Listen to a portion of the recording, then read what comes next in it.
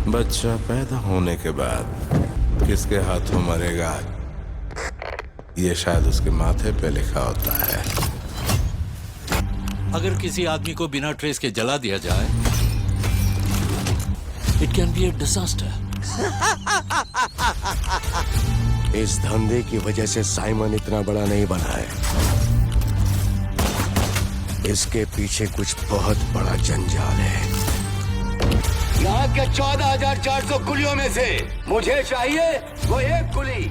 उस एक कुली को दोस्तों, बंदरगाह की भीड़ में एक ऐसा कुली है जिसकी पहचान कोई नहीं जानता, लेकिन उसके कदम उठते ही तस्करी का साम्राज्य हिलने लगता है। आज हम बात करने वाले हैं फिल्म कुली की, जिसका इंतजार आप सभी लोग काफी दिनों से कर रहे थे।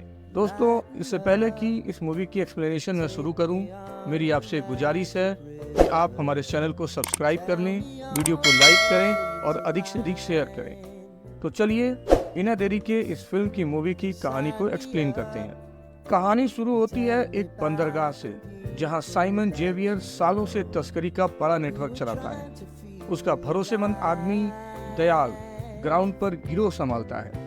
सोने की घड़ियों से लेकर प्रीमियम कंट्राबैंड तक माल की हेराफेरी कुलियों की आड़ में होती है। साइमन का बेटा अर्जुन इस गैर कानूनी धंधे से अलग होकर ईमानदार कस्टम ऑफिसर बन चुका है। बाप बेटे के बीच वैचारिक दूरी भी यहाँ से उपजती है। दूसरी तरफ पुलिस एक अफसर को कुलियों के बीच अंडरकवर भेजती है। दयाल उसे सूंघ लेता है और बेरहमी से मरवा देता है।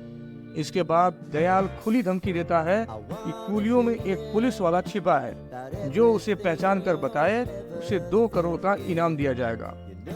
बंदरगाह में खौफ गहरा जाता है और भरोसे की डोर टूटने लगती है। अब मूवी चेन्नई की ओर शिफ्ट होती है, जहां देवराज यानी उर्फ देवा एक बड़ा सा मेस चलाता है स्टूडेंट्स और कामगारों के लिए। सख्त नियमों के साथ इसमें लिखा है धूम्रपान और शराब सख्त मना है। देवा बाहर से शांत, अनुशासित और सबका भले करने वाला दिखता है, पर उसके अतीत में कुछ ऐसा है जो उसे भीतर से अस्थिर रखता है। फिल्म धीरे धीरे इसे खोलती है। देवा को खबर मिलती है कि उसका पुराना दोस्त राजशेखर चल बसा है। देवा अंतिम संस्कार के लिए विशाखापट्टनम जाता है, जहां राजशेखर की बड़ी बेटी प्रीति उसकी मौजूदगी पर नाराज होकर उसे वहां से धक्का दे देती है। अतीत में कुछ अनसुलझा है। पोस्टमार्टम में मौत यानी दिल का दौरा बताया गया, मगर देवा को सबूत मिलते हैं कि किसी ने सीने पर जोरदार वार करके ये हार्ट अटैक जैसा किस्सा दिखाया है। देवा सच जानने की कस्में खाता है। यहीं से दोस्तों संघर्ष की शुरुआत होती है। देवा राजशेखर की मौत की कड़ियां बंदरगाह की तस्करी चेन तक जोड़ता है। अंडरकवर अफसर की हत्या और राजशेखर की रहस्यमय मौत, दोनों में दयाल का नाम उभरने लगता है। देवा की जांच में साइमन के नेटवर्क में घबराहट फैलती है। दोस्तों, यहाँ फिल्म देवा की शांत शख्सियत के भीतर छिपे रणनीतिकार को दिखाती है और सीधे भिड़ने के बजाय कानूनन, कुलियों की यूनियन और सिस्टम की अंदरूनी दरारों का इस्तेमाल करता है। सार्वजनिक रिपोर्ट्स यही बताती है कि देवा का अतीत रहस्यमय है और वह कुछ अच्छा करने वाला है, इसलिए जांच का यह रास्ता उसी शख्सियत के अनुरूप बढ़ता रहता है। इधर अर्जुन यानी कस्टम ऑफिसर कानूनी प्रक्रियाओं से गिरोह पर शिकंजा कसना चाहता है और उसके पिता साइमन ही इस साम्राज्य का सरगना है। अर्जुन का नैतिक संघर्ष फिल्म की भावनात्मक रीढ़ बनता है। एक और फर्ज, दूसरी ओर खून का रिश्ता।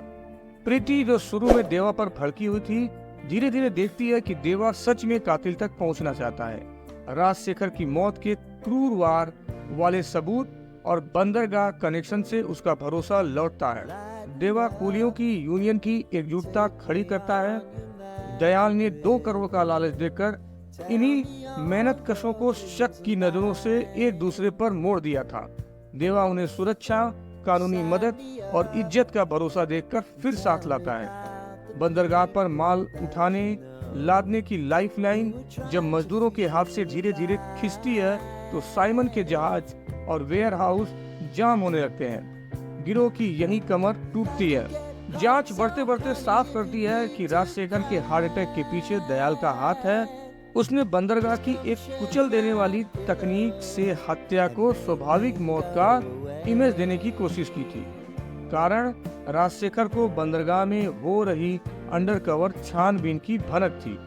देवा, अर्जुन और कुछ ईमानदार पुलिस कस्टम ऑफिसर मिलकर दयाल को घेरा बनाते हैं। जब जाल कसता है तो साइमन सामने आता है, अपने साम्राज्य और बेटे के बीच फंसा हुआ है। यहाँ अर्जुन का चरित्र निर्णायक मोड़ लेता है।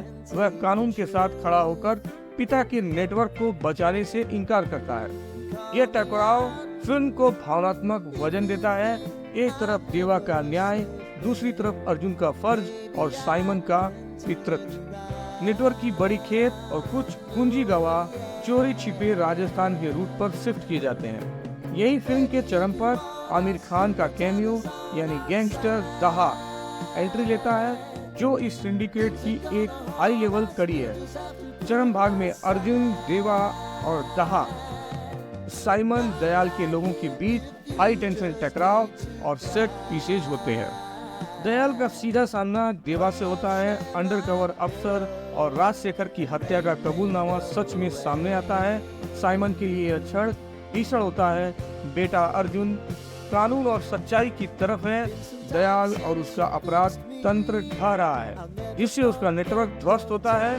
दयाल गिरफ्तार होता है और साइमन की दुनिया बिखर जाती है। देवा, जिसने शुरुआत में केवल एक दोस्त के न्याय के लिए कदम बढ़ाया था, अंत में सैकड़ों कुलियों की इज्जत और सुरक्षा भी वापस दिलाता है।